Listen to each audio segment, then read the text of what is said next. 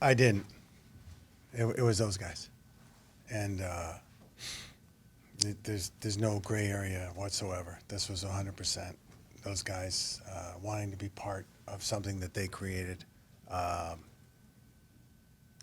we kind of wax poetic about the team and the community that they've become, and I think this is a great example of what it means to them, and it's 100% those men who made that decision that they all wanted to continue to try to win together. How, when you're leaving the ice a couple weeks ago, after you guys went in again, I know you're not thinking about it really in that moment, but how likely would It might have been. Might have been, actually. No. How likely would it have been Sam for 8, Aaron for 8, Brad for 6? Like, if someone had said that's how this is going to play out, would you have even believed it at that moment? Yeah, because I have the privilege of being around it all the time, and I don't want to spoil the Hollywood part of it, but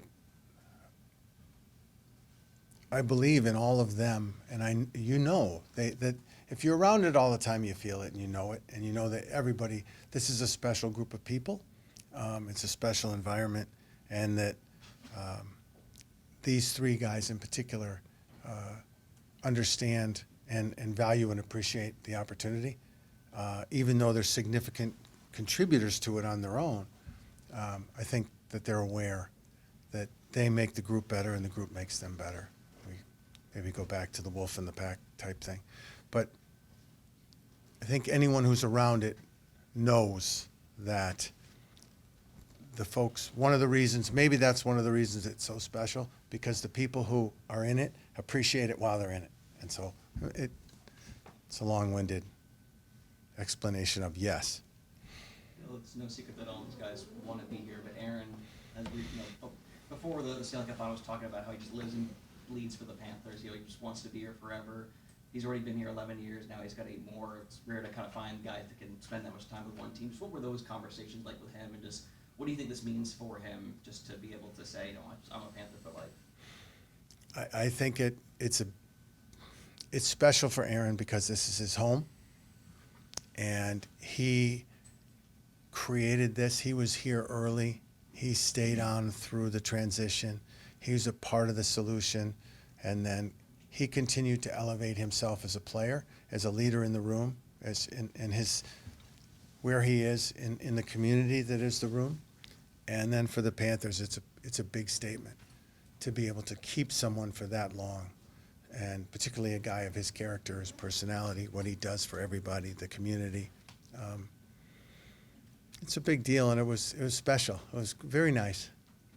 Now, I know they're separate entities, but what does it mean to keep Gus and Aaron together for such a long time? Yeah, it's great, and I think even if you take hockey out of it, just on the friendship and relationship level, it's great. And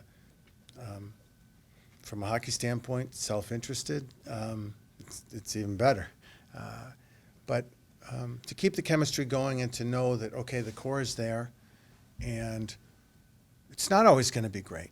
We're not always going to win it every year. So when those down times, that's when I really feel the strength of that, the resilience of the group will come out. And Aaron plays a significant role in that. You've got obviously these contracts. This core are under contract for the next 7-ish years. They were taking on the contract. Obviously, that'll take a lot of them through into their mid 30s, late 30s. In Brad's case, 43. Just how do you balance the immediacy of keeping this core, the Stanley Cup winning core, together for now with potential, long-term effects? Well, it's a constant equation, and of course, when you look at the temporal scope of those contracts, sooner is better than later, right? But I think the way that people take care of themselves today, a little bit more longevity in the athletes, and then constantly thinking and running the what-if scenarios that we do, and the guys down the hall have been doing for years, months, weeks, minutes. It's a nonstop process of what ifs.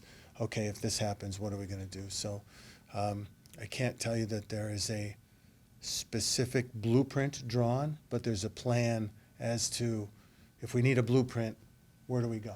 So, Bill, obviously, fans were hopeful and excited that these three would be able to come back. But when you get to either have that face-to-face conversation with head coach Paul Maurice or make that call and let him know, hey, these are the ingredients you get to keep working with, what was his reaction? I think he and Marcy were both fishing. No, everybody was really pleased. I don't think anyone was shocked, but everyone was just sincerely happy. And as I referred to earlier, if you're in it, you sort of feel the pulse of the group, and sort of, I don't think anyone was really surprised, but everyone was very happy that we can continue to try to grow together. Fishing together? No. Marcy's in Halifax and Paul's in the woods in Canada. Bill, with Brad Marchand in particular, obviously you knew he could help this team because you traded for him. But it feels like he's been a Panther for years versus just a couple of months. What stood out to you about just the way he so seamlessly fit in with this team, and especially that chemistry that he developed so quickly with Lundell and Luosterainen? The same things that you noticed, that personality, and probably you all have a familiarity or feel a familiarity with him as well. So you can sense his personality. He has just fantastic EQ as well as IQ, and he fits right in with the group. So, yeah, it was rather seamless, and that was a big part, I think, of our success, because it's really hard to come in from the outside. And sometimes it's just change alone that makes it difficult. But he came in and he integrated as a teammate, as a player, as a line mate, socially, as just as a friend and as a guy, and it was fun to be a part of. How good do you feel about, I mean, obviously GMs in every sport, you have plan for today, the plan for tomorrow, next year, the year after that, the year after that. How good do you feel about the vision going forward when you have so much of a core locked up for so long, and you'll have some money, next summer to play with as well? You feel, you hate to use the word content, but content in the moment where, okay, we've got this, our core, they're solid. Are people going to get hurt? Yeah. Do we have, can we address that? Yeah. How do we get better? And how do we allow for some of the other players and the other assets, if they're ready, to get in? So it's this constant, I think almost any GM would tell you the same, that it's a constant cycle of thoughts in your head. In the middle of the night, when you're driving, when you get distracted, what about this? What about that? What about this? So it doesn't really change. It's just maybe more comforting to know, okay, well, we have some pretty good players who are going to be here for a while, and good people. So as we add moving in the future, I feel pretty confident that this group can absorb them and get the most out of them. In that vein, you've got, I believe it's 10 guys signed from 2030, all signed for long-term. Does that help you enjoy the moment while also looking ahead? I mean, you know what I mean? That these guys are here and... Yeah, in a weird way, it makes me proud of them. That these guys have managed to find a way to not only achieve in their sport, but as people have found a way to do it together and yet stay together in an environment that's really, really hard. And they did it. And so it's really special to be a part of. I know no one likes to toot their own horn. I'm sure George thinks... Marshy? No, I'm kidding. I'm sure George No. thinks, he's great at his job. Mike thinks he's great at his job. Myself. But do you think you're possibly the best GM in all of sports? What you've ever been? No. Zito for Prez. No. Like what happened yesterday wasn't me. It wasn't. It could have been one of you guys who just sat in the chair, and it was those guys. They made the decision. And I don't know. A piece of me thinks they made it a long, long time ago. And they're like, yeah, we'll just kind of wait. But it was those guys who decided they wanted to be part of this. Let's make it work.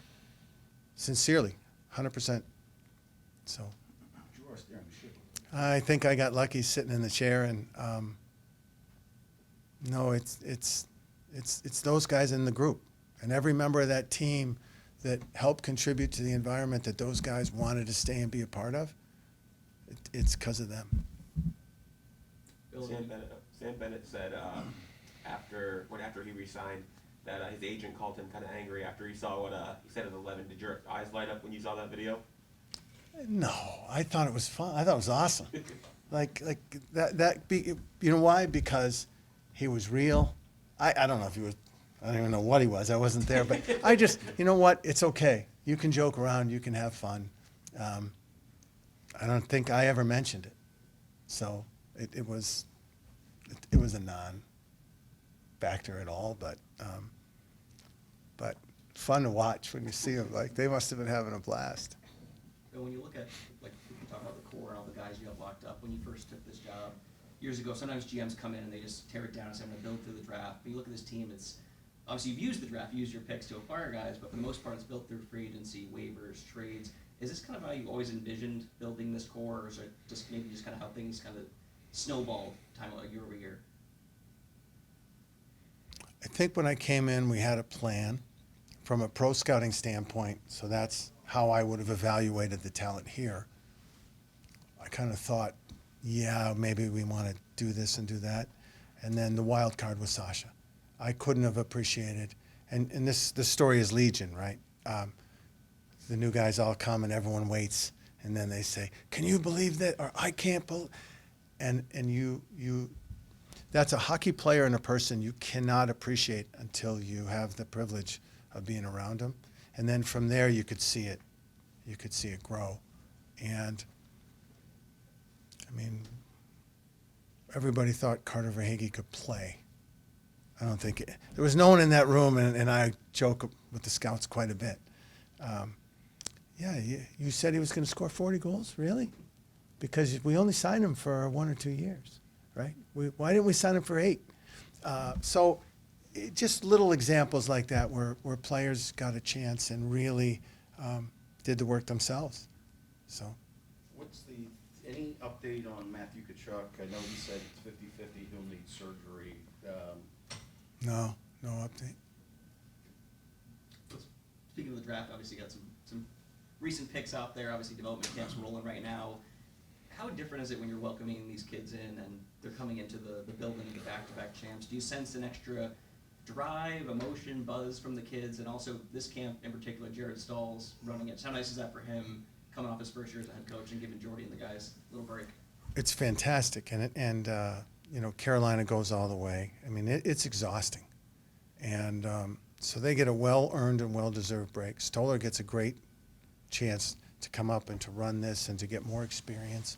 I think for the kids, that's a good question for them. They may not know, right? Because 2 years in a row now, you do feel a little bit more from the outside watching them, you know, where this is the NHL. But you get that there's a pretty significant degree just on its face. Like if even for me, when I walked into an NHL room the first time, even as a manager, you kind of look around. It's pretty cool. And the one area, I think Sam Reinhart was in here yesterday. Someone told me he was here. So it was nice that the sprinkle of the pros kind of, and Anton was here. And so they came and said hi to the boys, and that was great. And I think the players appreciated that. You're a big fan of all the teams here in South Florida. What's it like being the new gold standard of South Florida sports? I have so much to improve on and so much to work. I wouldn't think that. And I've actually now I think that I have to swear my allegiance to the Dolphins, because when we first came, we went and just fell in love with the team, and so I think they're. And to be honest, Chris and I, like, we talk, and our staffs talk, and we do a lot. You know, we share the same medical staffs, and so there's a lot of synergy. And if anyone ever needs help, everyone seems to be ready to pitch in and help. So it's a wonderful community, and we're blessed to have some really nice people who support each other organizationally. We set something up, I think it was 2 years ago, where all the team services people meet 2 or 3 times a year. Just sort of a little best practices, a little bit, do you have an iguana guy? Oh, yeah, we got that. Okay, so, and I've discussed it with Chris a couple times, trying to get all the GMs together, just to have sort of a local community. How can we help each other? It happens via phone calls. I want to get everybody to sit down and be nice. Did you know Jalen Ramsey was going to the Steelers? Pardon me? Did you know Jalen Ramsey? He was coming here, and then we were going to broker it for a pick. I don't think it's official yet, but we saw reports that Thomas Nosek was coming back. Not sure if you can comment on that, but Yeah, we're trying to get it done, and I'm not worried. I don't see really any hiccups. Thomas did a yeoman's work in the playoffs, and if we can get him back, I think everyone would be really happy, and we'd like to keep that line together. We think beyond the individual talents that the sum is greater than the whole of the parts, and yeah, hopefully we can get that done. I wanted to ask you about keeping them together because I believe it was John and Gadkovich posted the 3 of them today on social media, picture of them. Just how fun is it to see that line, it comes together so well? Well, it's really rewarding, in particular because all 3 of them were healthy scratches at various points during the season, and they stayed with it, and they came through, and they got not only their own games together, but figured out a way to play together, and become a unit, and scored some big goals for us in the playoffs. Gave us really, really important minutes, and I don't think it's stressed enough, and it really shouldn't be discounted. Their ability to play those big minutes, they were out against the big dogs a lot, and they were smart, they were hardworking, they were disciplined, they were poised, and really are as much a part of anything as to why we had some success. Similarly, acquiring Daniil Tarasov from Columbus, just what did you guys in the front office like about him, and appealed to you about him? Well, he's an athletic-sized goalie, 6'5", and he's had some experience in the NHL. His pedigree was pretty significant significant when he was drafted. And I got to be honest, I defer it to Lou and the department. They're pretty good, and so they were very high on him. And sometimes a change of scenery helps someone as well. And in this instance, I don't think this really matters. I don't think he's stopping another puck because of it, but it is a nice story. He's from Bob's hometown, and kind of looked up to Bob, and so it's nice. It's nice that he has a relationship, and there's some friends involved, and yeah, very optimistic. Bill, maybe the only drawback of going 3 straight finals is that you've got 3 very short summers now, back to back to back. How do you manage that? How do you get your break? How does Paul? How do the players? There's just simple fact is there's more miles on your guys than anybody the last 3 years. How do you deal with that? The honest answer is we don't know, but we're trying. And what we've done is spent a lot of time, even over the course of the last year, thinking, we're not going to sit here and say, well, what if we win it? But if we have a little bit of a run into the playoffs, that the fatigue level long term over time is going to be significant. The team's getting a little bit older in their late 20s. How can we address it? How can we get in front of it? Are there things we can do now? Should we start thinking about making some adaptations to the way we do things?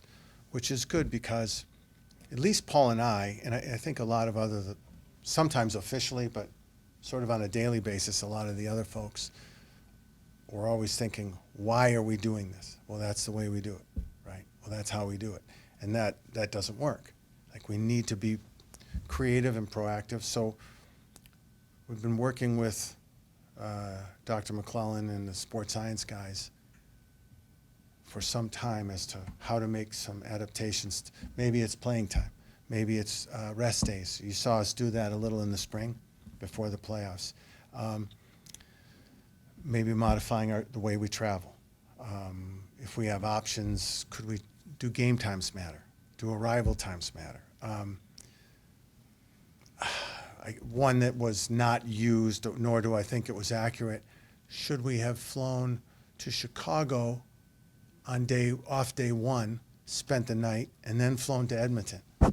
I don't know, but let's talk about it. And ultimately, it was a bad idea. But just trying to what if it was a good idea? You know, did you think about it? Like you don't, right? Because you're like, what's easy? What do we do? How do we do it? So that kind of stuff. We're looking at how we do a training camp, and just trying to give the players the best chance, foremost, to be healthy, and then how do we perform and achieve, and how can we modify things to do it. What are you doing with the cup this year? Last year was a big no day. I think maybe keys, fishing, yeah, low key. No pun intended. I think. You guys are time for one or two Huh? more. When do you find time to sleep? I don't. I gotta get some sleep. How have you seen the perception, since you've taken over since you got here a couple of years ago, how have you seen the perception around the league from players, other executives change about the Panthers organization? Well, I think players want to come here, and I think 3 guys yesterday just told. Now it's easy when you're here. We'll see. I suspect today, in about an hour, we're going to get a lot of phone calls. Hey, so and so wants to come, and you know, in the casual discussions you have through the years, a lot of people I think are interested, and I think they see the players having fun and enjoying hockey, and they know how hard they work, and so I think they want to be a part of that.